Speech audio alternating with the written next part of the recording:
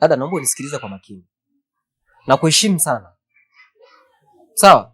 Na kurespect sana. Mwache mtoto wa watu. Ana shida gani? Sasa basi. Wewe unataka aondoke? Iwapo atatoa mguu wake hapa na kuenda huko anataka kuenda ili kusudi wewe fly. Dada. Utarudi kulala hicho chumba.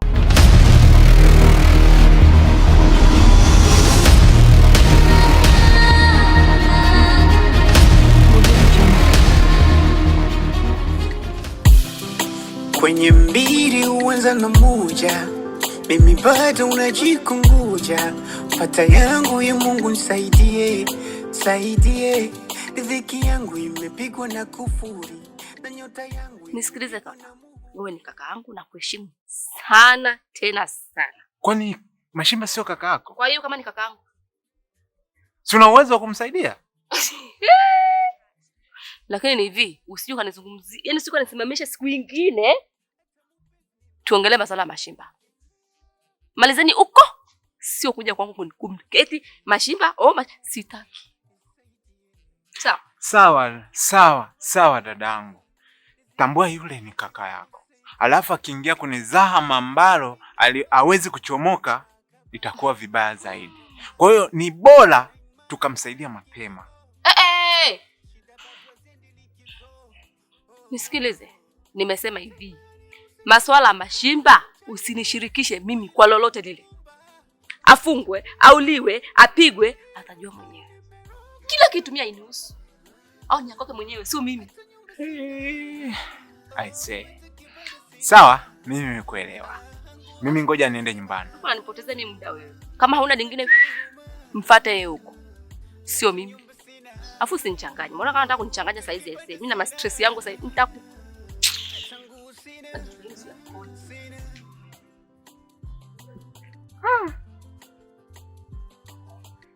I say kuna familia zingine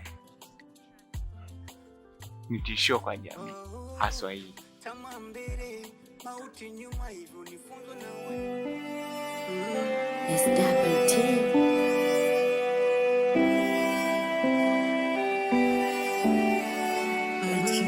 Mioyo imeachwa simanzi, iwapi mama tukuoni tena. Ulipofariki mama, wakaja ndugu wenye tamaa, na zile mali ulioacha walichukua. Na kwanza nirudi nyuma ulivyoumwa,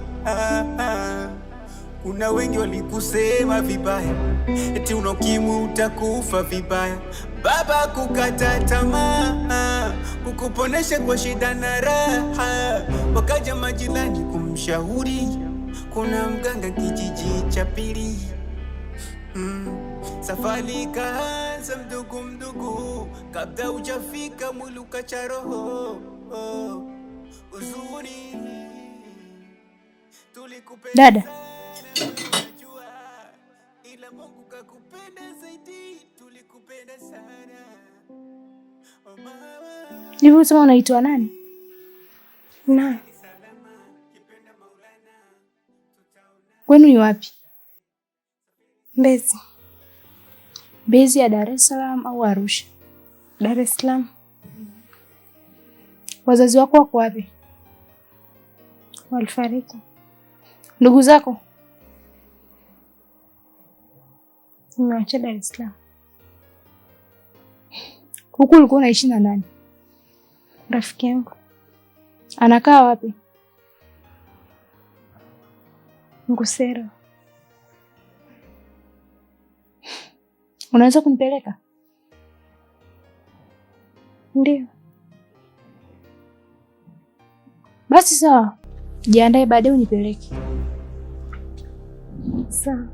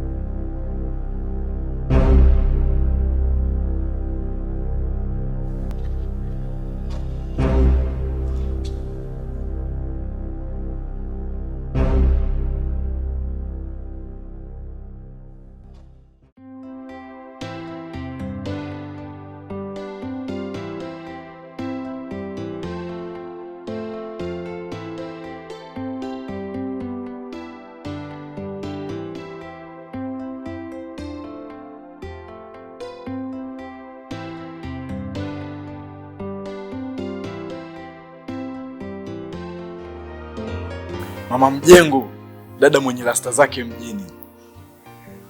Haya, asubuhi nimekutafuta humu ndani, haupo ulienda? Sister, si unajua mjini mambo ni mengi. Ni mambo gani hayo nisiyojua ni mdogo wangu? Umeanza sasa. Kuna kazi nilipata asubuhi ndio maana nikaondoka bila hata kuaga. Kazi? Umepata kazi? Ni kazi gani?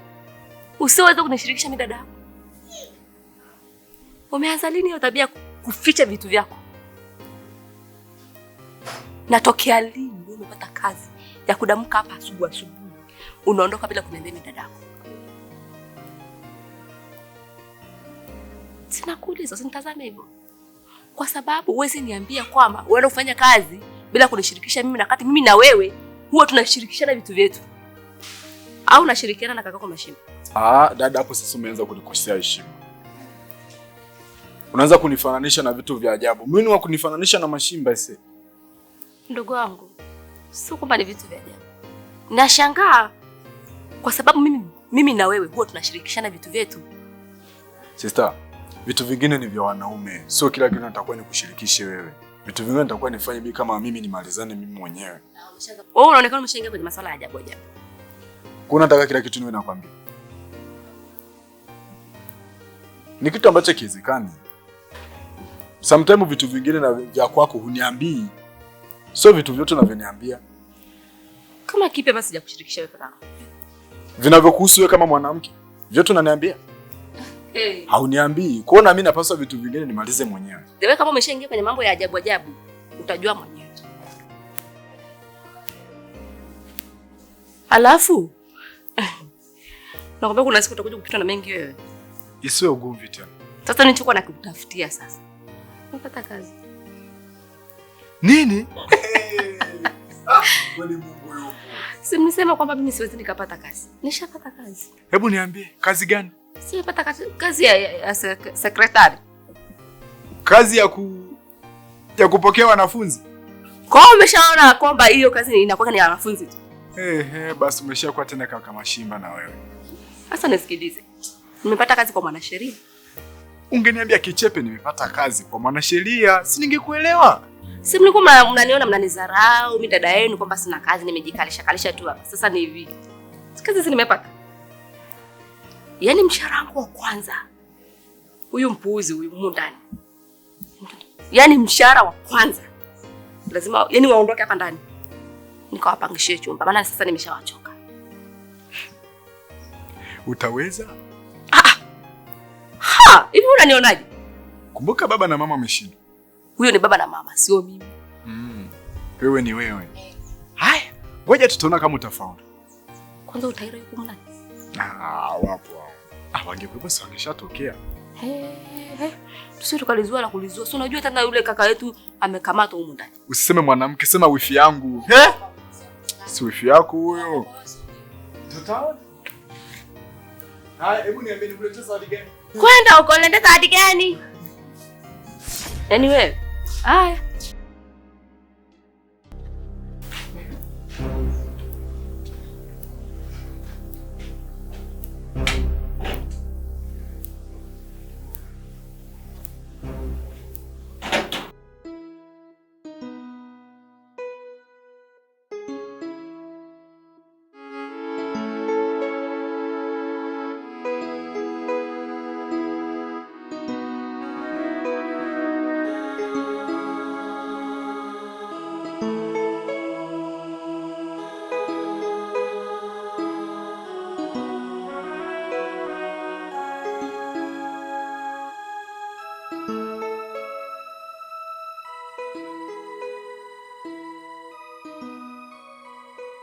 Oh, baby. Hebu niache. Sasa ndo nini? Haya umeyataka wewe mwenyewe. Si umeamua kujichukulia sheria mkononi? Nimetaka mwenyewe kitu gani? Umemleta mdada wa kazi bila kunishirikisha mimi. Na hapa ndani mimi ndo mwanamke. Umeshindwa kunishirikisha kuhusu hili jambo la mdada wa kazi. Sasa ningekushirikisha vipi na wakati wewe utulie nyumbani? Wewe ni mtu ambaye unaweza ukatoka asubuhi ukarudi kesho kutwa. Nimemleta ndio, ili anisaidie baadhi ya mahitaji ambayo siyapati kutoka kwako, kama kupika, kufua, kufutafuta labda huko ndani usafi. Kuna wakati mwingine mimi natoka hata asubuhi narudia nguo chafu naenda kazini. Selemba si yupo hapa ndani? Selemba ndo mke wangu.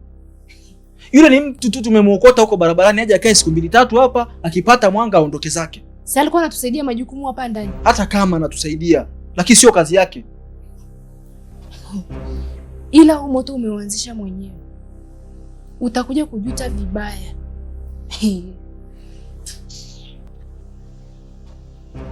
Unasemaje? Afu wewe mbona kila siku unaanzisha ugomvi mpya? Hii nyumba itakuwa na amani lini? Na alafu kuna tabia umeanzisha ya kulala mzungu wanne. Mama, unachokitafuta utakipata. Si umeamua? Hamna shida. Utakipata tu. Na usije ukanilaumu. Mbona mkini mtu aina gani? Kila siku.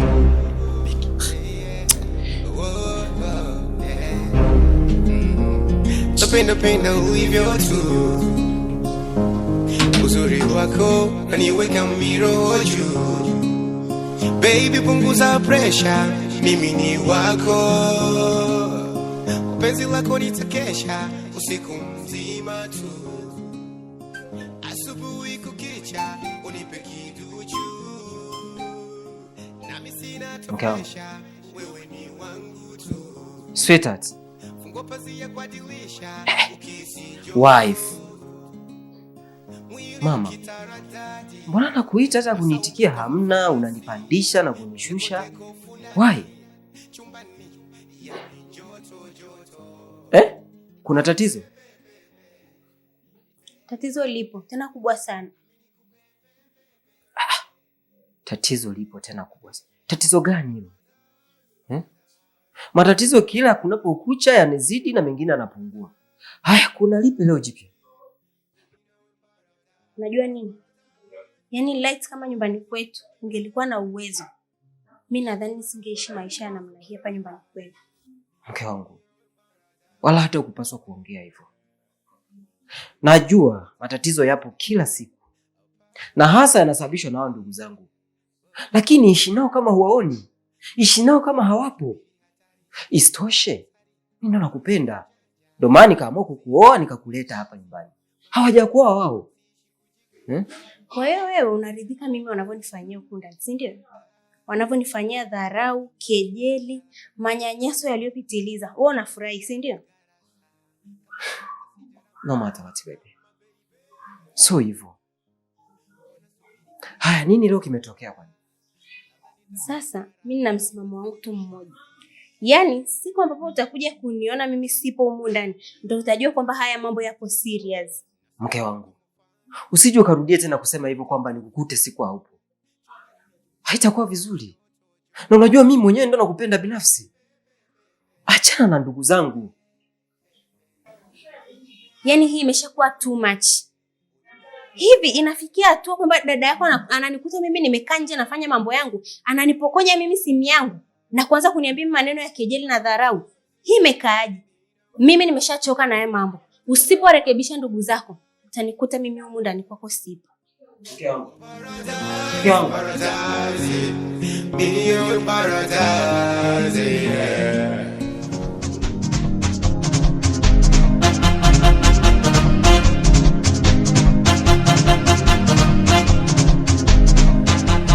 Purchase your tracks today.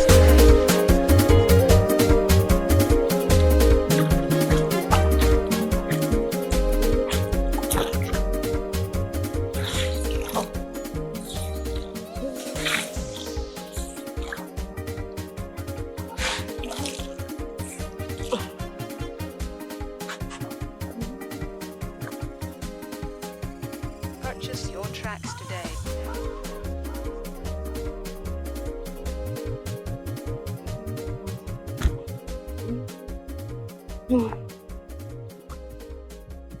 Purchase your tracks today. Oh, kaka huyo. Kaka huyo. Hivi dada, kuna kitu nimesikia. Na sana sana ni kuhusu wifi yako hapa ndani. Unajua nyie ndugu zangu mimi nawapenda sana. Lakini huko tunakoelekea sitawaelewa. Kabisa nakwambia. Sitawaelewa. Ameshakwambia si tu? Ameshafikisha ujumbe. Kimjumbe. Kwa hiyo unaniambiaje? Hivi dada, umetoka huko kwako, umetoka huko ulikokuwa, umekuja hapa sasa kuja kulianzisha, si ndio? Dada, nakuheshimu sana na kurespect kama dada yangu mkubwa kuzaliwa, lakini haya maneno yako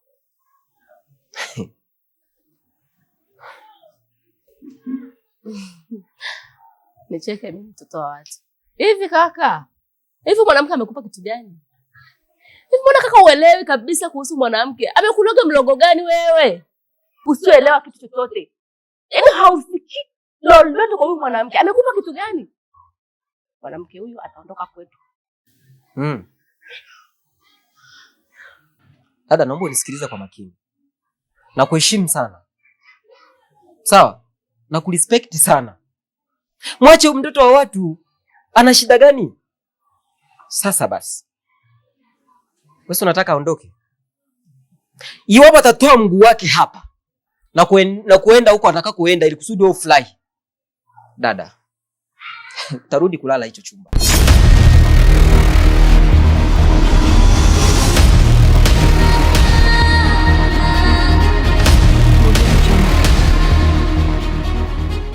Nilikwambia mambo mazuri yanapatikana hapa katika hoteli ya SG Resort. Ndio kabisa. Umejioneaje? Yaani mazingira ya kwanza hadi nimefurahi sana mazingira ya hapa. Na nina enjoy kabisa. Ase bana wewe. Kwanza naomba nisikilize. Ndio kabisa. Ukishafika hapa kama nilivyokuahidi. Ndio. Utalala, utakula, utakunywa, restaurant, kila kitu. Umesahau swimming yenyewe. Nimeogelea leo. Nilikwambia. Ase ni safi na salama. Na salama. Na ulinzi upo wa kutosha. Wa kutosha. Kama ulivyoniambia. Ulichokisahau sasa. Kwenye chakula.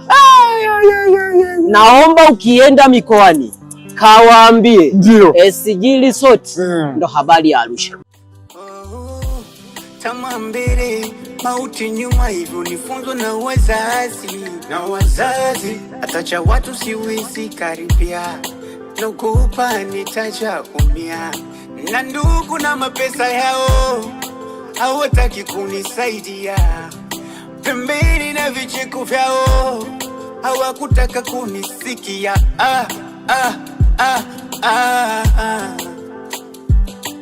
Sema na nguo zimejaa viraka, mikono nyuma, mtaani unachongea. Yani sina msaada, ninapopita barabarani wanaongea.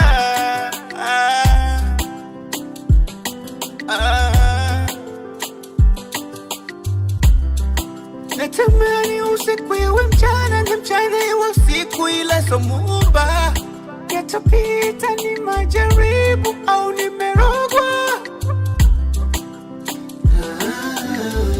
Hata nyumba sina, hata kibanda sina, nguo za kuwazima.